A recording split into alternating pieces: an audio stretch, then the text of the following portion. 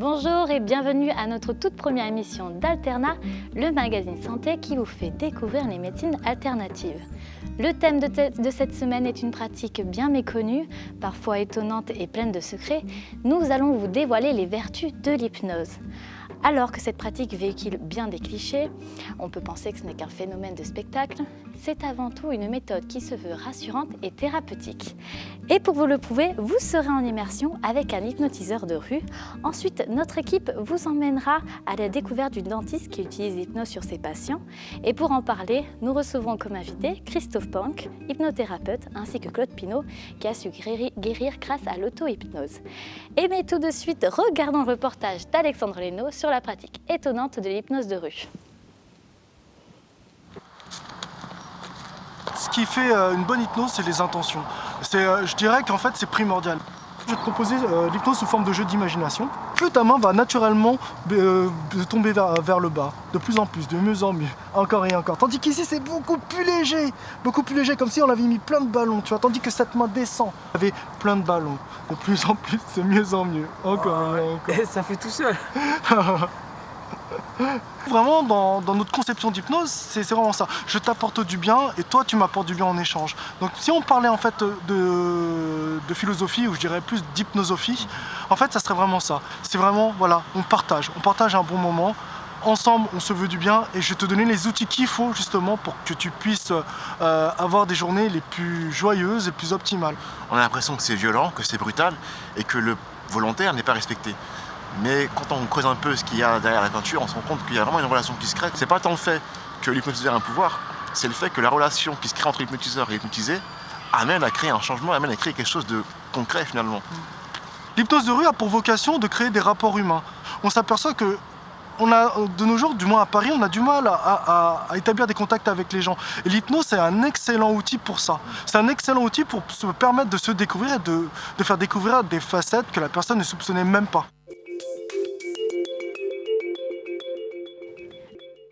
De retour sur le plateau d'Alterna, nous accueillons notre nouvel invité, Christophe Pank. Bonjour. Bonjour. Alors, vous allez pouvoir répondre à pas mal de nos interrogations sur l'hypnose, car vous êtes formateur et hypnothérapeute, c'est bien ça? Tout à fait. Alors, pouvez-vous nous donner une définition précise, en quelques mots, de l'hypnose? L'hypnose, c'est un état naturel que l'on trouve, en faisant très simple, entre un lien entre la logique, notre conscient, et tout ce qui est l'imaginaire, le subconscient. Et on fait un lien pour que les deux puissent produire quelque chose de bon, positif pour la personne. Et à savoir que l'imaginaire a aucune limite. Donc à partir de ce moment-là, on est capable de tout et on peut tout transformer avec ça. Et donc, comme on a pu le voir avec Réming dans le reportage, vous pratiquez aussi l'hypnose de rue. Pour vous, quel est l'intérêt de pratiquer l'hypnose urbaine alors que vous l'utilisez surtout à des fins médicales? Le principe de l'hypnose urbaine, c'est un moment de rencontre, c'est une hypnose sociale. C'est quelque chose qui va nous permettre d'aller à la rencontre d'autres personnes qui ne connaissent pas. C'est une passion que moi j'aime partager et je me dis voilà, on a un potentiel qui est génial, qui est lié à notre subconscient, qui est lié à notre imaginaire. On nous a souvent limités dans nos vies, de par la société, l'éducation et autres, et aller apporter dans la rue une possibilité de se dire waouh, je suis capable de faire ça, waouh, il se passe ça, donc j'ai cette facette de moi qui a toutes ces capacités. Je trouve que c'est un super moment, ça peut donner à beaucoup l'envie d'aller plus loin au travers d'eux. Donc il y a ça aussi, mais on peut régler des problèmes à travers l'hypnose. Selon vous, lesquels? On peut traiter, pour moi, absolument tout. On verra avec Claude qui, lui, a eu un problème lourd. On peut aussi bien traiter des maladies, on va dire, physiologiques, où il y a vraiment des douleurs, des maux à atténuer. On peut aider les personnes à se sevrer du tabac. Bon, ça, c'est les grands classiques, hein, tabac, poids, la confiance en soi, se redévelopper, corriger des problématiques qu'on a depuis qu'on est gamin et qui ressortent et parfois peuvent bloquer notre vie d'adulte. Je vous remercie Christophe Panck. Juste un dernier petit mot. Quelle est la différence qu'on pourrait donner entre l'hypnose urbaine et l'hypnothérapie L'hypnose urbaine, c'est un jeu, c'est un voyage, c'est un partage. L'hypnose en session thérapeutique, c'est vraiment une redécouverte de soi et puis c'est l'ouverture de ses possibilités au travers de ce qu'on apporte aux praticiens et ce qu'on est prêt de partager pour avancer dans son bonheur personnel. Très bien, je vous remercie. On se retrouve tout à l'heure. Mais alors que les suggestions de certains hypnotiseurs de rue restent éphémères, dans le milieu médical, au contraire, on apporte des effets favorables, et notamment dans diverses pathologies. Et c'est justement le reportage de Julien Brouard, parti à la rencontre d'un dentiste pas comme les autres. Pour calmer, rassurer ou encore anesthésier, l'hypnose fait son apparition dans les blocs opératoires, chez les sapeurs-pompiers ou encore chez votre dentiste. C'est le cas de Véronique Pornet, chirurgien dentiste qui a suivi une formation en hypnose pour l'associer à sa profession. Moi, ce que je pourrais dire sur l'hypnose, c'est que ça m'a beaucoup apporté pour le cabinet et ça m'a beaucoup apporté aussi au niveau personnel. Parce que donc l'hypnose, c'est un moyen de voir les choses positives et de mettre les gens dans des conditions en fait, de confort, des conditions agréables et de vivre et de voir les choses positivement. Je vais vous laisser prendre une grande inspiration. Voilà, c'est très bien. Voilà, et puis tranquillement, je vais pouvoir prendre votre main. Vous pouvez vous la laisser guider tout doucement.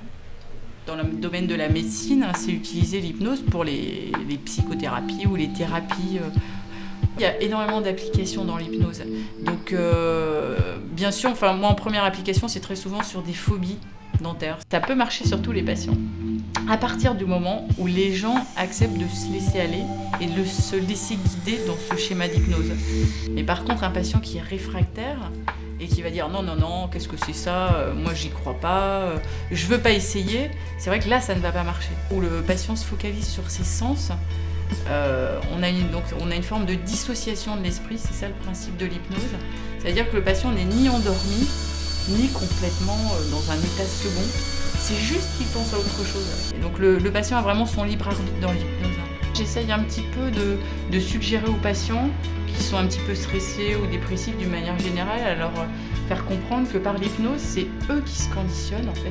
Après une séance, on lui dit est-ce que vous étiez au bord de la mer, sous le soleil, étendu sur le sable et vous sentiez la chaleur? Il dit non, moi j'étais à la montagne et j'étais en train de faire du ski. Et en fait, ça n'a aucune importance.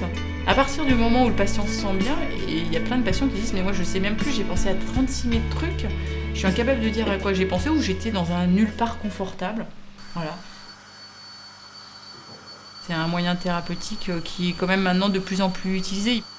Donc l'hypnose, c'est vrai que ça permet d'avoir une autre vision et qui est super intéressante, quoi. Finalement, l'hypnose est-elle accessible à tout le monde? C'est ce que va tenter de répondre notre nouvelle invitée qui vient nous rejoindre sur le plateau d'Alterna. Bonjour Claude Pinault. Bonjour. Alors, vous étiez entrepreneur et actif jusqu'au jour où vous avez été atteint du syndrome de Guillain-Barré et qui vous a rendu tétraplégique à l'âge de 54 ans. Est-ce que vous pouvez nous expliquer en quelques mots votre état physique à ce moment-là? Chaos couché, si je peux dire, puisque j'étais en réanimation, complètement tétraplégique. Donc c'est quelque chose de violent, terrible. 3 mois en réanimation, il y a la période de la colère, et puis il va arriver un moment où qu'est-ce qu'on fait de cette épreuve de vie? Est-ce qu'il faut rebondir ou pas? Et c'est la rage du désespoir qui m'a fait imaginer ma guérison.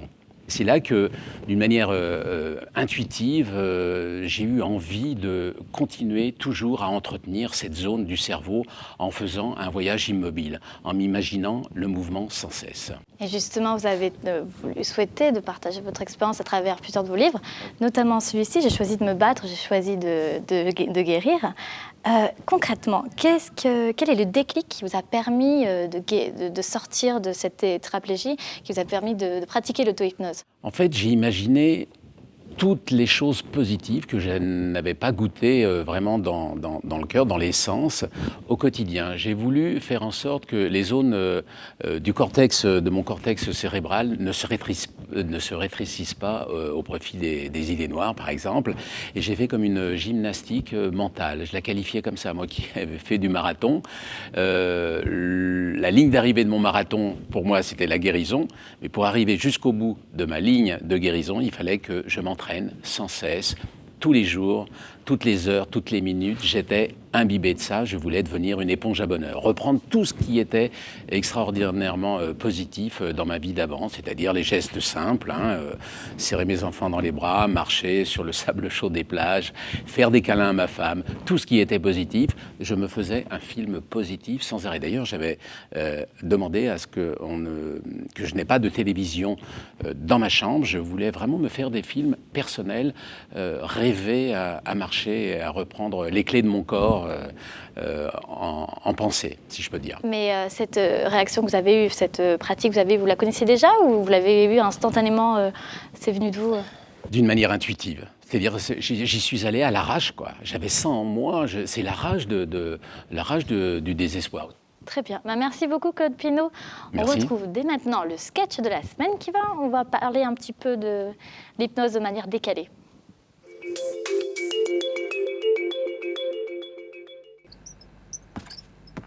Tu peux me passer l'ampoule qui est juste là, s'il te plaît? Merci. Tu m'appelles quand t'as fini.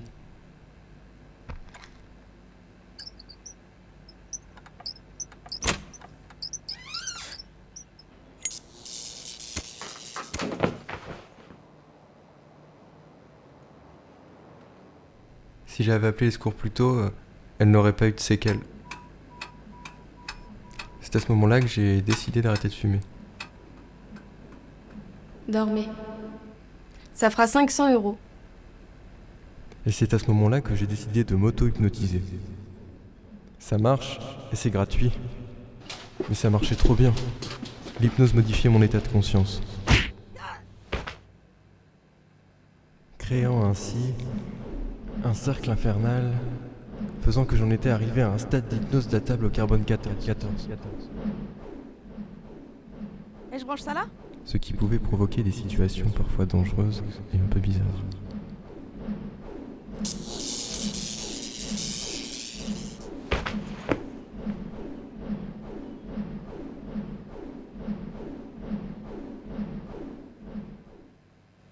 C'est à ce moment-là que j'ai décidé d'arrêter l'auto-hypnose. Celle-ci, c'est moi qui vous l'offre.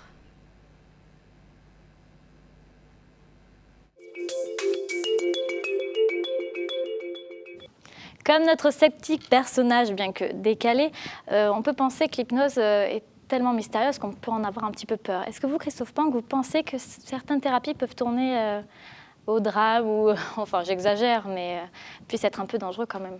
Non, le principe c'est de travailler sur les potentiels humains et toutes les capacités qu'on a à l'intérieur de nous qui sont cachées justement dans ce subconscient, dans ce monde imaginaire. Donc dans ce qu'on a pu voir et écouter tout à l'heure, on s'est bien rendu compte que c'est parce qu'il a imaginé que c'était possible, parce qu'il souhaitait aller quelque part et là il s'est orienté tout seul, mais la thérapie c'est juste être orienté par un partenaire, et ben on peut arriver quelque part. Au pire, ça marche pas. Claude Pinault, vous pensez la même chose aussi? Bien sûr, je voulais transformer les miettes en brioche, les miettes de vie. Oui. Je voulais tellement fort que finalement, je me suis mis dans la peau d'un survivant. Très très fort, sans arrêt, imaginer toutes les choses positives, bouger mes doigts les uns derrière les autres, mes doigts de pied, sans arrêt, goûter encore davantage la vie qui venait de m'abandonner, quoi. Me réapproprier les clés de mon corps. J'habitais trop le corps d'un étranger tétraplégique, je voulais un corps nouveau, c'est pas mon corps d'avant, mais c'est celui que j'ai décidé d'avoir. D'accord. Très bien. Merci Christophe Pank et Claude Pinault d'avoir fait partager votre expérience. En tout cas, c'était un plaisir de partager avec vous, chers téléspectateurs. Et vous pouvez tout de suite réagir sur notre site de l'émission qui s'affiche juste en dessous. Je vous remercie de nous avoir suivis et je vous souhaite une très bonne soirée. On se retrouve mardi à 19h, comme prévu.